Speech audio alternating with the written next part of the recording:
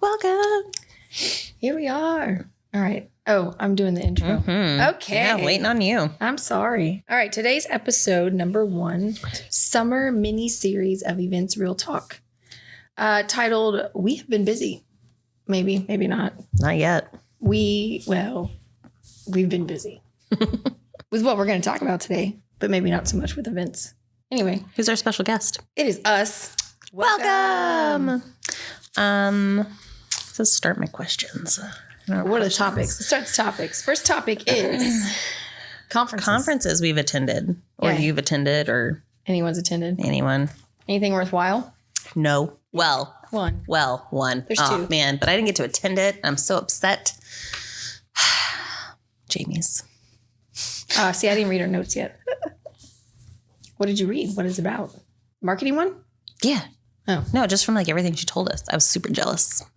Yeah, you going to share that? You're just going to leave everyone with a cliffhanger. No, that's it. We'll talk about yours first. Why do you want to talk about? No, I don't want to talk about. No, because I don't know what hers was called. Well, I don't know the name of it either, but it's a marketing one. Let's just start with a positive and then I'll go Okay. into my negative. Are we going to sandwich it? Positive, negative, positive? We could do that. We could, because I actually have a positive. Perfect. Wham. Bam. Thank you, ma'am. Okay.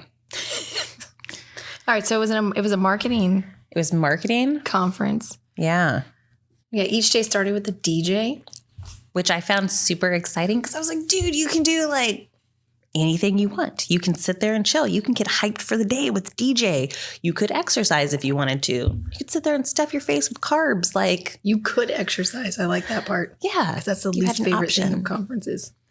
But yeah, I was super impressed with the DJ. I would like to know their experience on it, how they feel about not seeing an audience and just playing music and they're really getting into it with their headphones. So I dated a DJ once. Oh, Jesus. And they practice a lot at home. These so it are would the days of basically our lives. So it would basically be like the same thing. Like they were just, they were vibing and getting into it and basically practicing for like a live event. It's a thing they do. They actually practice. Oh yeah. So there's some form of an actor, maybe. I don't know. Yeah. Well, you have to like your transitions and your flows with the music and stuff. Like, oh yeah, it's a whole process. Well, that, yes, but I'm never mind. I'm talking more from like their personnel. Okay, cool. All right. So that was a marketing conference. Started with that. Yes. There was a mixture of pre-recorded speaker sessions along with live Q&As with the speaker, which is good because it helps with the transition as far as, this was a virtual event. Yes. We should make that clear. We haven't made that clear yet, have we? 100% virtual. Yeah. So, some pre-recorded, some live speakers. All of the Q&A, I believe, was all live. And then what was it called? Chefologist. Instead of a mixologist, you're doing. We're gonna get the correct CHEFINAR. Oh, like a webinar. Yeah. I was close. You were not close. I was so close. Yeah. So they're they had different CHEFINAR. sessions. They had CHEFINAR, mixology. I think there was like a yoga opportunity, meditation. Sorry, I think same thing. That might have been the only negative because it was in the middle of a talk. Threw you into like a 10-second meditation. Oh, WEC. Yeah, we're not there yet. We're staying with positives. Oh, I thought this was the So same you one. had like 4 different options of things that you could do. See, I have no and idea. there was improv. I have no idea. Improv. And so you could choose which one you wanted to do and which one you wanted to attend. So that was pretty awesome. And for the CHEFINAR, Chefologist. I like Chefologist. but prior to the event, she received a little goodie box and it had The menu. the recipe, Ingredients. that you could get beforehand. Were you partaking in the CHEFINAR? Yeah. And it was really, really well done. I was super impressed with the box itself and then the fact that they had Swag. the little cards and things like that. So it was there as an option. Maybe you decide last minute, like, hey, I want to attend that. What do I need? You didn't have to sign up for it. And they send you an email. And, it was already there. Be prepared before you go. Yeah. Yeah. She could have made a lava cake.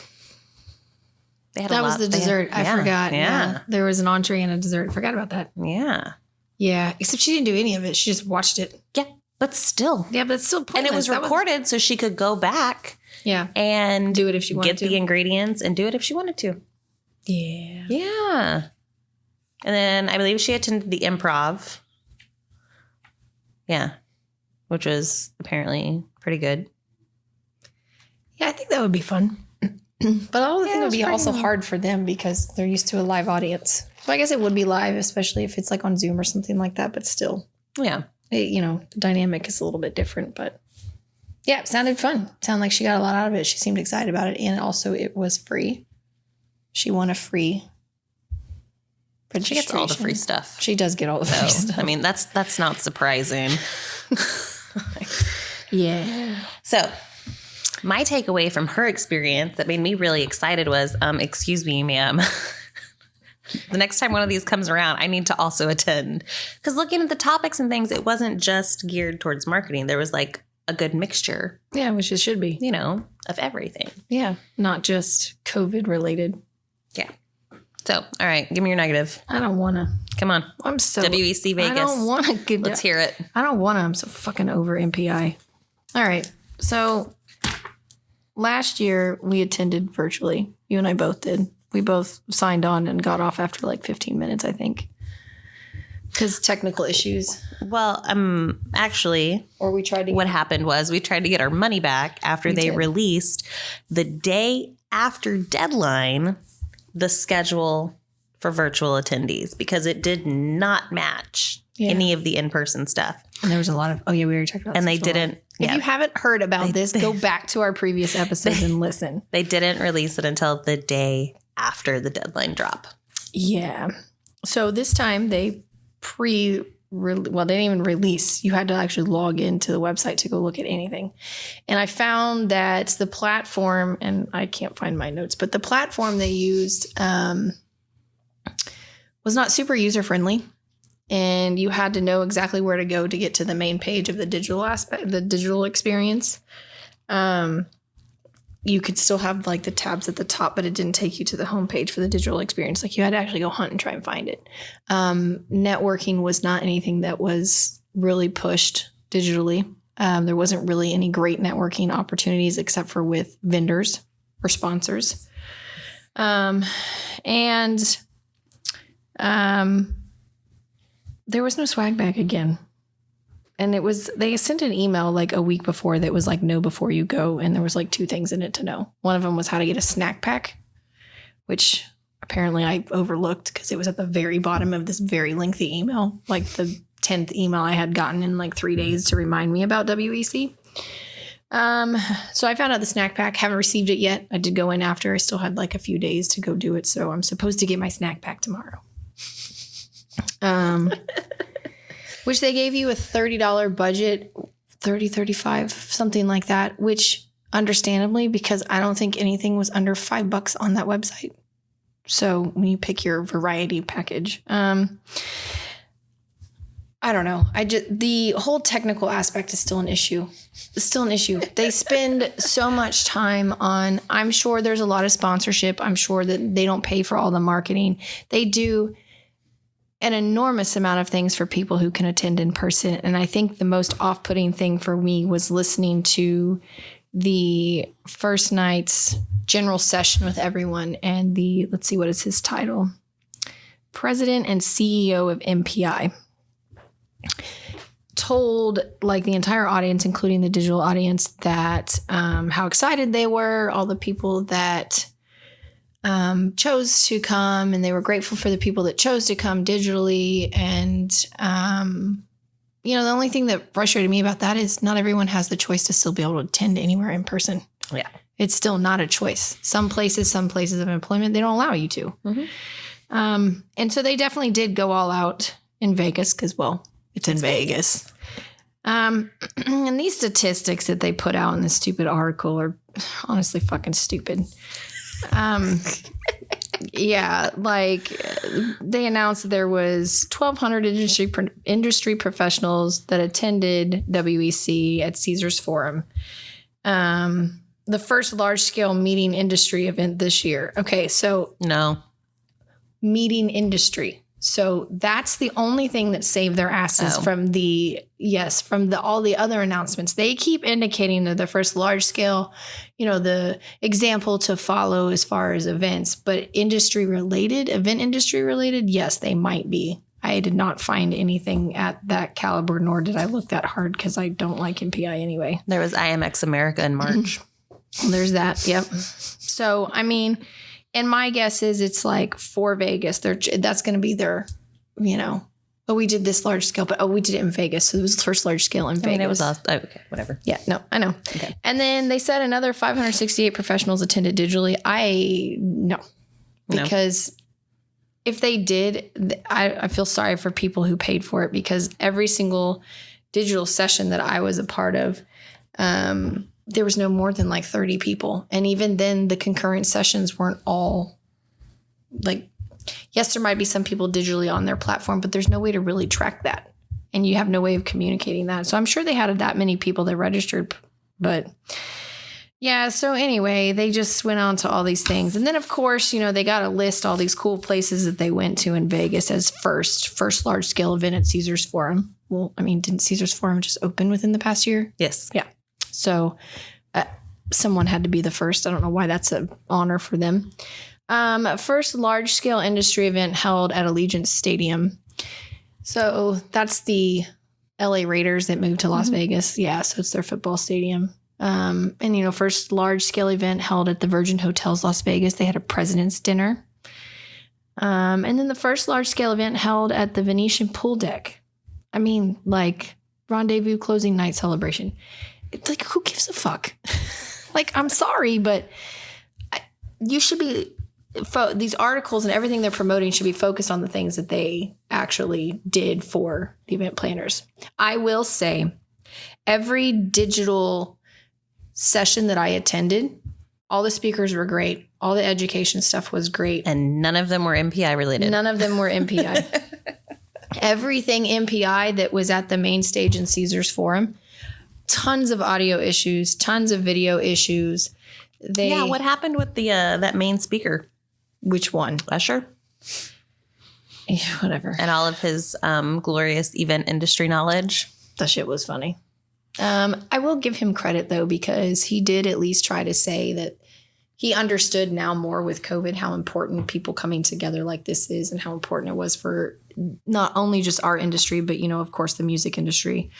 Then he went on to promote his new app he has and all the things that he's doing. And, But as far as like AV issues go, big AV issues with that, and not just on the platform, but I believe Instagram, also, I think, had some of it in Zoom. So what they did was, if you logged on digitally and watched it digitally on their website, whatever, like I said, platform they were using, they would encourage you to then go to the Zoom link. So that way they could feed the Zoom link into Caesars Forum. So that way everybody could see all the digital people. Okay, not everybody did that.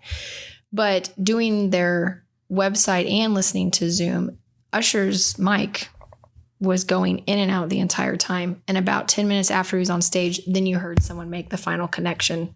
The mic cable needed to go in, and then there was no problem. So that was like an in-person issue also, not just... No, that was 100% in person. That's funny. It was the in-person on-site issue. But then again, I'm like, how do people not test this? Do they just go, test, okay, it's done, we're good, and walk away? Or do they actually try and talk? And move around, too, because it's not like he's standing still. He sat in a chair. He didn't move much. But yeah, I mean. And he was performing? No, he didn't perform. Yeah. But he did come out to one of his own songs, and so did the president and all that fun stuff. And yeah, blah, blah. I didn't learn much from Usher except for one thing, and I think we've quoted it, but I can't remember off the top of my head now. I wrote it down somewhere. But everything that was not on site being streamed as far as the education sessions were great. Everything that was on site streamed, fucking awful. Video was terrible. The angles were weird. The audio was like just terrible. And they definitely did a lot more for the people on site. Well, yeah. Of course. I know they have to make it two different experiences, but they still are incredibly lacking for the digital attendees. So I'm sick and tired of hearing them say, we're the example, follow us, do this. There's so many other places that do listen, better things. If people are going to follow their example, at least they've set the bar really low. Right. I mean, except some of these other people are setting the bar really high. I watched some interview over a shoulder and I was like, what is that? Like, this setup is weird. Like, what is that? Why is there like a light coming out of this person's head? Like, what are we doing? What is this? Like, the setups were bad. They were bad. And they also didn't really have a center stage. I mean, they had a main stage, but the way they had the additional screens and where people were and then the distance in relation and, you know, they still did all the COVID practices. They only had 4 people for a table. They encouraged people to wear masks if they weren't vaccinated. All the linens were still messed up. Yes, linens were still a hot mess. They did have the bracelet thing. Mm-hmm. Oh, I almost forgot. The worst part about the entire fucking conference was these 2 ladies they asked to host it. Awful. I don't even know their names. I don't even know if they do this for fun on the side, but they were terrible. They were the, what do they call them? It's like they're not the DJs. They're the MCs, you know. Yeah. They're the hosts. That's what I said. Yeah. They kept calling them hosts. Yeah, so they like made these stupid videos, one about the colored bands, which I sent you, and then the noodler was one of them? The noodler. I was like, what is that? It's the distance between you and the other person at the length of a foam pool noodle. Like that's your comfort level. But they're just awful. And then they just, I don't know. It was like watching Tina Fey and Amy Poehler like 20 years ago when they were first starting out at an improv stage, probably. Was that Romney and Michelle? Yes, Romy and Michelle. Yeah, it was absolutely awful. I could have done without all of that. But anyway, the only good thing besides the education sessions is that they did an ongoing wellness thing. So they didn't force wellness activities within the agenda. It was basically on your own time. You could just practice. You could just participate when you wanted. Yeah. So, yeah, I'm still disappointed. I'm hoping that my MPI membership expires soon. I finally have unsubscribed from everything that they send me because I'm over it. And it's very frustrating because I don't know how everyone continues to be so excited about the bullshit that they offer. But on a positive note, so I attended Event Tech Live US and Canada. By far, one of the best experiences I've had. They use the Glisser platform, which is out of the UK, of course. And it was a lot about the technical stuff as far as products people could use, things they could do on, you know, the gamification and things like that. But they had a lot of really great sessions about how to improve networking, attendee engagement, like not just like, oh, here's this product, use this product. Yeah. It actually had a really good combination. There was also live speakers. They also had a mixture of pre-recorded sessions with the live Q&A. The networking was so much easier. The whole layout was a lot better. It was easy to find everything. And the Q&A part of you being able to answer questions or sending questions, just everything just super simple, was easy. I never concerned about losing, you know, the feed or any audio issues. The only issues we had were some speakers that had poor internet, but that's because most people... It's probably Suddenlink. Yeah, right. Well, most people are still over the pond and are still at home working from home. Mm-hmm. And, you know, the U.S. is pushing all that. But anyway, so they offer it annually. They also do 2 different ones. One's U.S. Canada and the other one, I can't remember the title of it, but I want to say it's like an international, like across the pond, all over the place type thing. Is that your new phrase? Across the pond. Yeah, because I don't know where the motherland. Sure. I mean, we all started there, right? But anyway. No. Hey. Not all of us. Yeah. So, I mean, there are some conferences out there worthwhile. Obviously, there's always some that are not. And I would wish WC would just go away. Or just do better. Well, yeah. Do better. Well, do better. Yeah. Do better. Like they learn from Grapevine and do better. I did a little better. But the one thing I'm curious is, do they actually take, because I already did they sent me a thing to do my survey. And you were like zeros across the board. Pretty close. But I don't know if they do anything with it. Do they actually take that information and learn from it? Or do they just say, okay, well, the percentage of that is super small, so we're just going to keep doing what we're doing? Because that's what it sounded like last year. Yeah, that's probably what they do. Yeah. So anyway, anything else? If you need suggestions, I'm sure we have some. No. Okay.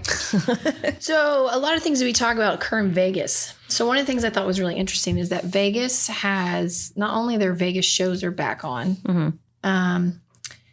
So yes, it wasn't industry related, but this is where I got really pissed when MPI started posting about the first large scale event. If they didn't put industry related, was the World of Concrete, was the first large scale event that they did in Vegas.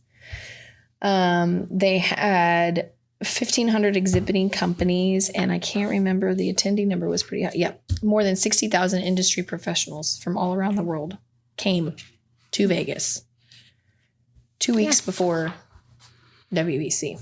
Well, see, I think that's interesting because I found the IMEX America that they had back in March, and the in-person was in Vegas. I didn't get numbers on what Vegas the attendee was, but they definitely supported like the hybrid virtual aspect of it as well as in person.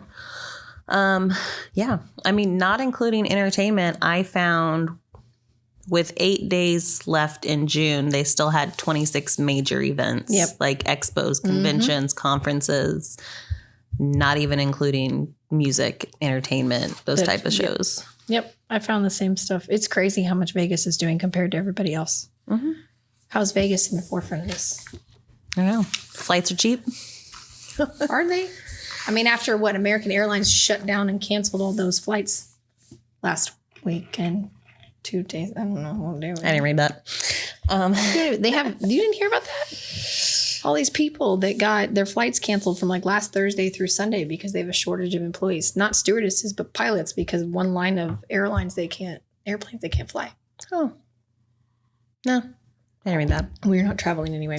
Anyway, so yeah, Vegas seems to be booming again. They're rocking and rolling, but they're posting some good pictures, and they have some good habits. And a lot of these events, they're doing some good things. So I feel like if you need a true example of things going well in our industry, hit up somebody in Vegas. Yeah, not the Caesars Forum though. Like throw a dart, you hit one of them. Yeah, they're doing good. They're definitely doing it. They're doing the hybrids. They're doing the virtuals. I mean, most of the stuff. I mean, even the trade shows. Oh, yeah. You know, like the is that IRE, the International Roofing Expo, has a virtual option. It's in November. What do you do at a roofing expo? New materials? Yeah. Oh, different styles. Really? Well, yeah. You never watched somebody put a roof on? No, I'm usually not around for that because it's too damn loud. I don't want to listen to it. Anyways. No, I don't have 9 lives. There's different styles and different materials and different ways to do things and new products. And I mean, it's just like anything else. I guess I could have asked the same question about a concrete expo. What the hell do they do? But I didn't. Same thing. Just like anything else. There's a new way to do it. There's new materials coming out. Anyways. Yeah. So do you have another title to put in our bucket of titles? Jesus. Yes. Lordy. Because I saw this and I was like, has she not ever heard of this? Because I've heard of this. I have not. But I haven't heard of it as far as the frequency of which is coming up in things. Correct. So every single conference I've been a part of since probably January, even webinar, this new title of engagement coordinator or director of engagement keeps coming up. And you don't know what that is? I know what it is. Yeah, go ahead. Get out your damn list of bullshit. Come on, Karen. Throw it at me, Karen. So, all right. I've heard of engagement coordinator, but more in the context of like community organizer. Like if you're going to work at a Boys and Girls Club or summer camps or for nonprofits, you know, to mobilize and engage people to volunteer or contribute, you know, advocate for whatever company you work for. So I've heard it more of that context versus... What's the difference between that and someone who's an event coordinator? That's part of their fucking job. Yeah. And so all these exactly. So it might all these nonprofits, all of a sudden, is an event planner, but maybe has more experience doing the fun events and really getting involvement results. Huh. Yeah. So according to all of a sudden, everybody had to fire people, and then all of a sudden, nonprofits have the ability to hire these people to do that. I guess. Huh. But I mean, it doesn't even have to be nonprofit. I mean, like... I know, but your example could have been better. Well, but I knew what I was trying to say, and I'm sure some of our listeners knew what I was trying to say. Our 2 that are in the room. So only one listen because they have to. They're still listening. So, like, basically anybody that's going to do like fundraising or really get, like alumni involved would be considered like an engagement coordinator because you're engaging the person. Yeah, so that's not like what high customer service. Yeah, so that's low business. That's not what they were insinuating in all these conversations. So now what they've done is they've flipped that to be someone who's more from the digital aspect. How do you bridge the gap between the digital and the in person, and of course dealing with the hybrid event. They would be the ones responsible for the gamification and working with marketing directly on events and things like that. And yeah, look at you. You got all your notes. So that's what they're leaning more towards. And I'm just sitting here going, fuck, like people are having a hard time getting a job or getting people hired. And all of a sudden you're going to create all these new titles to do what? And does this person have to have experience from a digital side to understand the platforms they're using or the products they're using or the AV, the technology, any of it? Well, they should. So like on my resume, I could add engagement coordinator if I was actually planning events, like planning a hybrid event and saying, okay, well, we're going to do swag boxes and we're going to do trivia and we're going to do things to like bridge the gap between in-person and our virtual attendees, like that gamification you're talking about, So if I were in a position of doing that, I could add that to my resume instead of it being like a completely separate, like, oh, this is... Yeah, but I'm just trying to figure out what the need for it is. Because if you're people who are already doing an event... Okay, this is, I guess... From this perspective, I'm assuming that the places or people that these positions work for either have had never experienced doing any level of a digital event, hybrid, or anything. They've had to learn probably over this past year. But you shouldn't have to create a new fucking title. This should be what you do like internally already. Your event coordinator should be doing this. It should be another level of event coordinator and not have a separate. And why the fuck do you need a director of engagement? How big is your organization that you need a director of it? I mean, if you had a department that was strictly doing virtual events. Yeah. What if that department only had a title of director? So then you're going to hire another director of engagement? Maybe. It's a fucking waste of money. I don't know. I haven't heard the director. I don't know. That was what I heard. Of engagement. And then my favorite part too. Again, unless it's used in the aspect of like a person in charge of the engagement coordinators physically going out and doing the fundraising. So you have a whole fleet? Doing the fundraising. Well, like doing the fundraising coordinators. Yeah.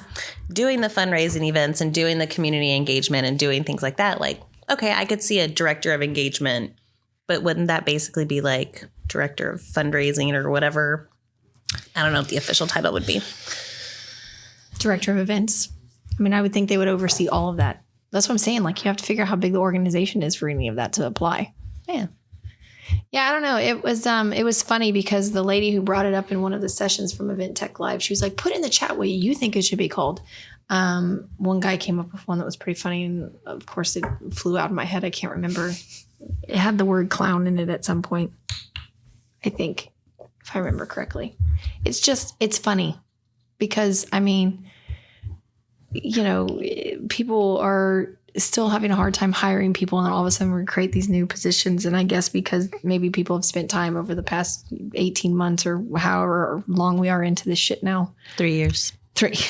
19 years. A new title for what? Specification for what? If your own event coordinators or events team has not figured out how to make this transition, creating a brand new position seems like a waste of funds. But that's just me. So, anywho. You have those planners that don't want to learn more and they just want to keep sticking to their in-person events. And why are you doing that? You almost spilled my thing. You're hitting the microphone. Well, he can whip it. He can fix it. He can mute me. You don't need to listen to me. I'm not tapping. Are you finished? Are you my mom? Are you finished? What the fuck is happening right now? You're like all fidgety and stuff. Jesus. I am fidgety. I'm tired. I didn't get the caffeine I wanted. And plus, I'm having a really Drink hard some damn coffee. I'm having a hard time looking at the disco ball across from me. Whatever. I love this shirt. Yeah, I didn't say it was wrong with it, but it's very shiny. Beautiful. It's very shiny. I'm not used to it. It doesn't fit your personality. You don't hardly ever wear pink. It's cool. Nails. All right, cool. Anyway, yes.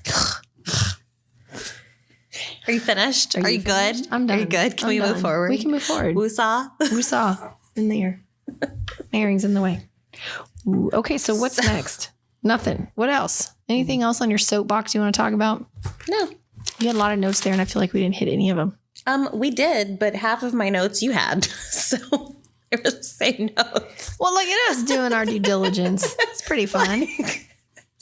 I did. So I was like, okay, well. Winner. Chicken dinner. On the same page. So. Can't stop us now. Yeah. Why do you have a big yes with an exclamation point? Oh, because your question in the thing was, have you heard of this? And I was like, yes, I have. Oh, your title? Yeah. All right. Okay. Well. So, yeah. So, that's any upcoming conferences that you're attending? Fuck. Yes, but I don't remember the names of them. Oh. There's one in August. Oh, there's one that's Cvent, which is a software, online software, whatever. They're hosting some educational sessions that sounded really interesting. One of them was strictly on gamification. The other one was on attendee engagement. Oh, I forgot to say this. I did ask in WEC that they had a whole entire open session. One of the open sessions they had was all about whatever stupid platform they were pushing, but they also were supposed to be talking about how to engage the audience. That was the whole title of it.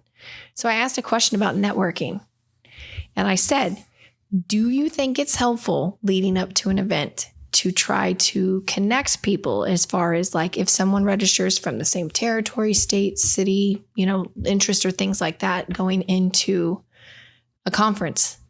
And the guy answered my question. He goes, yes, absolutely. And I'm sitting here going, where the fuck was that MPI? Nobody uses that information. Nobody does. Nobody uses that registration information. Hey, so-and-so is attending this event and they're in your area. Would y'all like to connect? There's none of that. Yeah, all it is you do it on your own. In the marketing conference, there was. Well, apparently marketing knows what the fuck is going on. That's why they're marketing. They gave you, you filled out, you did, I guess, a short quiz and answered questions. Personality test. And they matched you with people that answered similarly. And then you had the option, if you wanted to reach out, you could, but it let you know. Yeah, I didn't get any of that. But I asked that question specifically in this conference because they didn't do it. And they were talking about attendee engagement. And I was like, hello, what is happening? MPI. Was your next statement, what the fuck, MPI? I tried. By that point, I was too late. You were too late. I mean, I took to Twitter on a few things and tagged MPI. And, I wouldn't care so much is like for the shitty job they're doing if they would stop saying that they're the example in our industry. Bragging. Yes. That's the part that's pissing me off. Yeah. So, no, I'm not conferences, but lots of webinars, especially with VEI and ELI. So there's lots of things coming up that seems, exciting, of course, but. I'm pretty exciting for my EIC class that I have next week. What is it? I think. This is one you're supposed to have today that you thought was yesterday. And now it's next week. That's a different one. No, I still have that one today. But it's not event related. The one I'm taking next week is from the Events Industry Council, and how we had talked about forever ago was the CMP going to add more into their risk management for like covering pandemics. Yeah. So this is their class addressing that and the new new standards that will be put in place as far as like contracts and things like that go. And I believe, even though it's a free class, I should be getting the printout of all of it, like what their addition for risk management is going to be. See, that's another thing I don't understand. I'm pretty excited. Everybody's CMP is through the EIC, isn't it? Yes. So why the hell is MPI at the lead of all these? Shouldn't EIC be hosting most of these conferences? No, EIC just kind of like supports. Well, I'm going to need EIC to audit their classes. That was the other thing.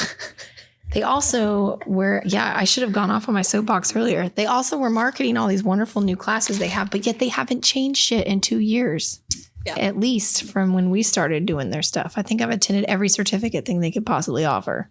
So I've looked outside of what MPI offers for classes and stuff, and EIC has a few of them when it directly relates to things that are building the CMP, like the building blocks. But I mean, there's other ones out there. There's like meetingplanners.net. There's NACE, which has a Houston chapter. There's a bunch out there. I know. But MPI is the one that's kind of like in your face. It is. But is it really in your face? It's kind of in your face once you But if everything's sign up with them. Oh, yeah. True that. Millions of emails. Please unsubscribe. Go away. On the EIC website, they have a whole list. Like, you can go through their calendar and then, select. A lot of them require you to register. So now you're getting, emails from some Dallas network that you've never gone to. Speaking of registering, that marketing conference, I will 100% agree with this statement. And maybe we can leave it there and see what people think. But one of the things that they said was, if you're going to offer a hybrid conference, the digital aspect should be free. 100%.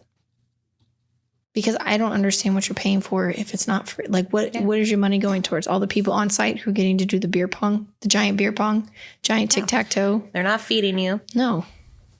They're not having to accommodate you in any way. Nope. You're not taking up space. It's my fucking internet. I shouldn't have to pay you.